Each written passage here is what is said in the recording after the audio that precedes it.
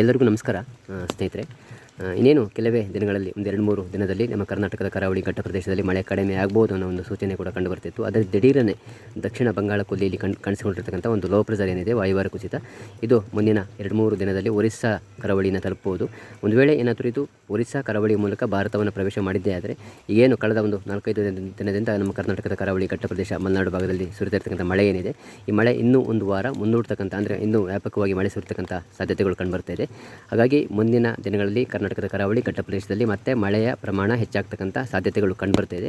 ಒಂದು ವೇಳೆ ಈ ಒಂದು ವಾಯುಭಾರ ಕುಸಿತ ಒರಿಸ್ಸಾವನ್ನು ಬಿಟ್ಟು ಬೇರೆಡೆಗೆ ಚಲಿಸಿದ್ದೇ ಆದರೆ ಇದು ಕರ್ನಾಟಕದ ಮೇಲೆ ಪರಿಣಾಮವನ್ನು ಬೀರೋದಿಲ್ಲ. ಹಾಗಾಗಿ ನಾವು ಮುಂದಿನ ದಿನಗಳಲ್ಲಿ ಕಾದು ನೋಡಬೇಕಾಗುತ್ತೆ. ಇದರ ಒಂದು ಶಕ್ತಿ ಹೇಗಿರುತ್ತೆ, ಇದರ ಒಂದು ಪ್ರಭಾವ ಹೇಗಿರುತ್ತೆ, ಇದರ ಒಂದು ಮಾರ್ಗ ಯಾವ ಒಂದು ದಿಕ್ಕಿಗೆ ಸಾಗುತ್ತೆ ಅನ್ನೋದನ್ನು ನಾವು ಕಾದು ನೋಡಬೇಕಾಗುತ್ತೆ.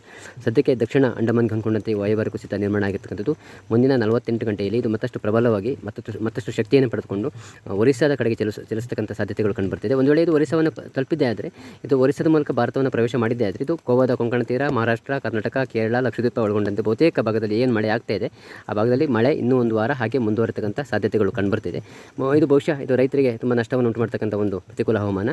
ಹಾಗಾಗಿ ಮುಂದಿನ ಒಂದು ಬೆಳವಣಿಗೆ ಹೇಗಿರುತ್ತೆ ಅನ್ನೋದನ್ನು ನಾನು ಮುಂದಿನ ವಿಡಿಯೋ ಕಾರ್ಯಕ್ರಮದಲ್ಲಿ ತಿಳಿಸ್ಕೊಡ್ತೀನಿ ಸ್ನೇಹಿತರೆ. ನಮಸ್ಕಾರ.